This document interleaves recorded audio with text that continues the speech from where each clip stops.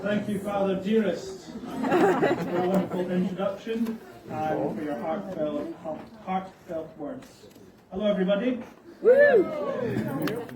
those of you that didn't know, not only am I PJ's little lad, but I'm the man of honour and the brother of the bride. And hopefully by now you've worked out which bride. Needless to say, when my sister and Fiona got engaged last year, I showed all my friends and colleagues the photos that they took right after the proposal. And if I had £1 for every time somebody said, "Oh, your sister's ginger too," probably be a 6-week honeymoon in the Caribbean. No, she's the other one. I, like my dad, find myself standing here, also full of emotions. But those of you will know that Alex and I inherited our overly emotional nature from our father, who will cry at the opening of an envelope. Wait, we definitely got that from our mother. And I'm convinced she inherited it from my Aunt Margot, who's already dehydrated from the tears today, so please can somebody get her in. I would also like to rewind to the night Alex was born. A 4.5-year-old brother-to-be. I was at my Nana and Papa's house with Ella, waiting for the news. It's one of my earliest memories, sitting with Ella on the sofa, by the phone, and Ella asked me, "Fine, do you want a little brother or a little sister?" And my answer was, "I want a little sister." And at 1 minute to night, my little sister did arrive.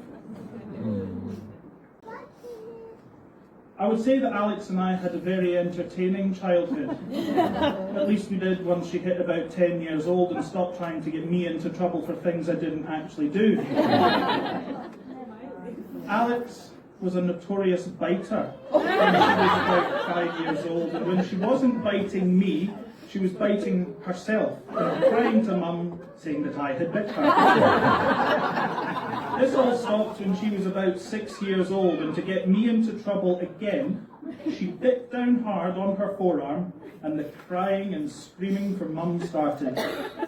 Mum inspected her arm, no doubt ready to tell me off, but noticed there was a gap in the bite mark that matched the gap where Alex's front tooth had recently fallen. Needless to say, I got off scot-free, and that was the last time that Alex did that. I do have to hold my hands up though and say that I was no angel as a kid.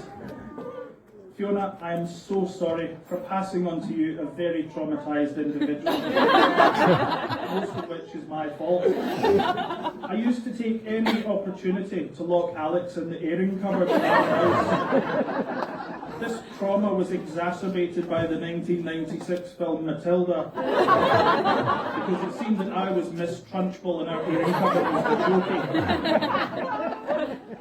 I even once locked Alex inside the cupboard in her room, but this time I had left a little present inside in the form of an eggy fart, which caused Alex to vomit up the strawberries and cream that she had just had after dinner.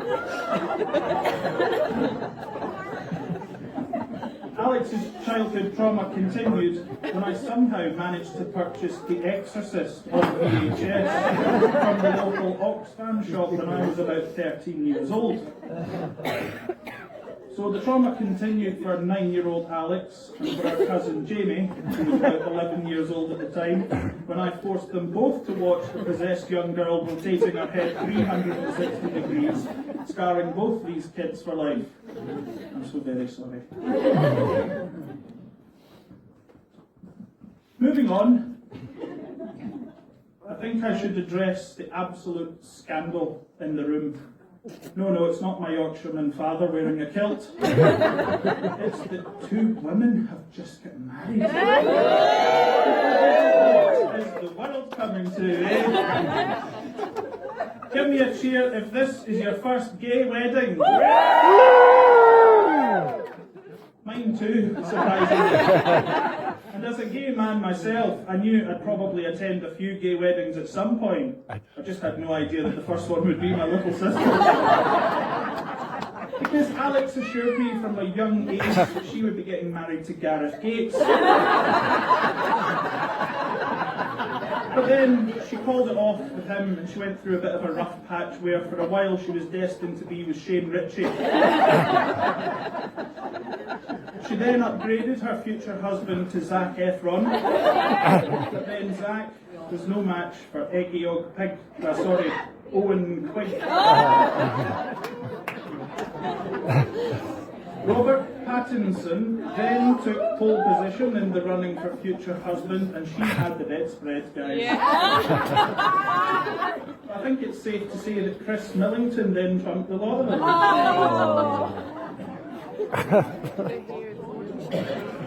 But what are the chances that my poor parents would have two gay children I'm convinced that there was something in the water in Helensburgh in the early 90s, and if you were born there at that time, you're probably gay too.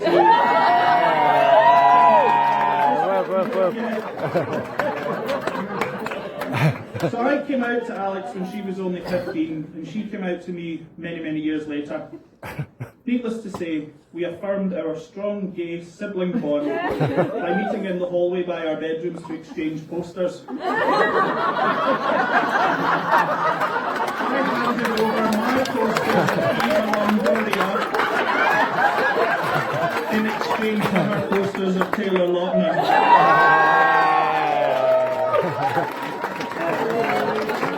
Love it.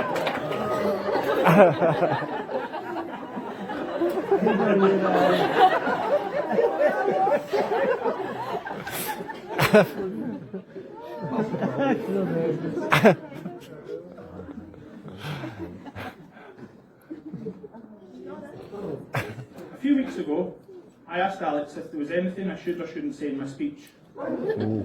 She was quick to veto a few embarrassing anecdotes from our childhood. And anyway. But then I saw her eyes water and she started to choke up.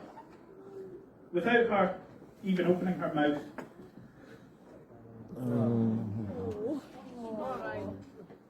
Come on. Woo! Without her even opening her mouth to tell me what was on her mind, I knew exactly what she wanted me to do.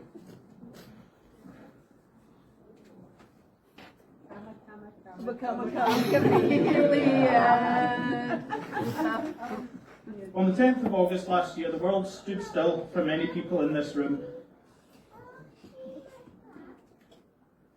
That was the day we lost our friend, Rachel Phillips. Rachel was known as a funny, kind-hearted young woman who really knew how to turn a frown upside down. I myself had a bond with Rachel as we both studied French at university and used to talk about it any time we bumped into each other, usually in the pub. And I know for those of you here that knew Rachel are still coming to terms with that sense of profound loss, especially at a time when you feel her absence the most.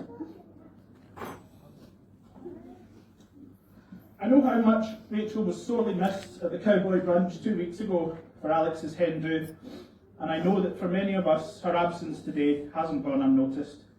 That being said, there is a bit of Rachel here today with us all, a subtle but beautiful representation of a friend who is dearly missed.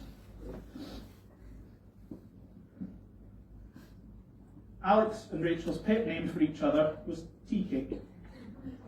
And you may have noticed that the wedding favours from the brides to everyone here is a Tunnock's tea cake. Those of you, however, with dietary or allergy requirements, but I'm sure that Rachel would have agreed that chocolate lolly isn't as cute a pet name as tea cake. Please join me all in making a toast. Always loved, never forgotten, forever missed. To Rachel. Rachel.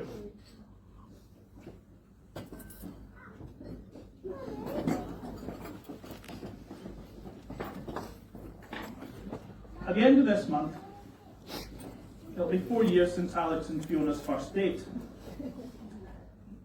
It was the 28th of February 2020, the 80th birthday of our late Nan Ivy. Jamie, Molly and Tyler and I drove up from their place in Farnborough up to Dumbarton to surprise the family for our Nana's birthday. That evening, Mum, Dad, Alex and I went for a meal together in town.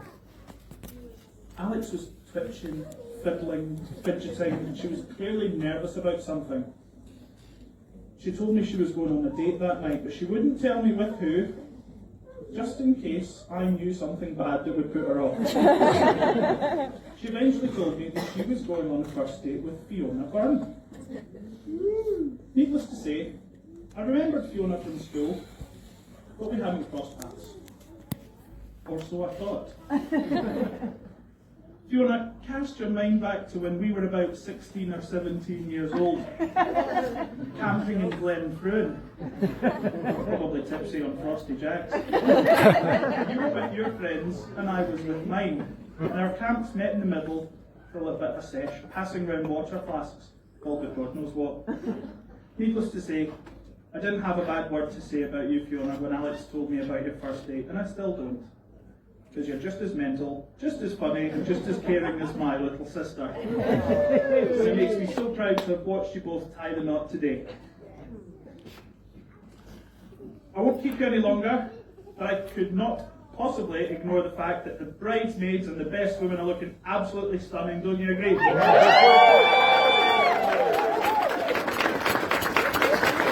Alison and Sarah, our neighbours and childhood friends for many, many years.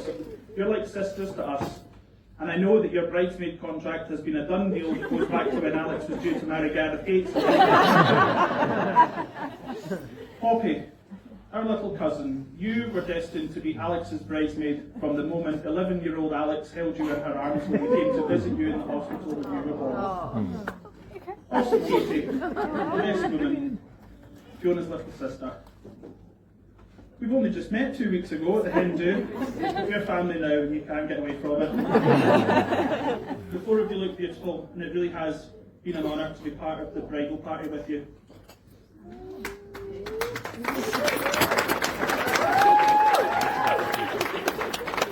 But I can't mention the beautiful bridesmaids without mentioning the very sexy bridesmen. Sean, Struan and Ben, I'm sure that everyone will agree that you're looking very dapper tonight. Just so you know, I am single. I am here all night. My mine's a spiced rum and coke. Ladies and gentlemen, before we raise our glasses, I just want to say one more thing. There are tall ships, there are small ships, there are ships that sail the seven seas, but there are no ships like friendships, or friendships like these. A toast to the bridal parties.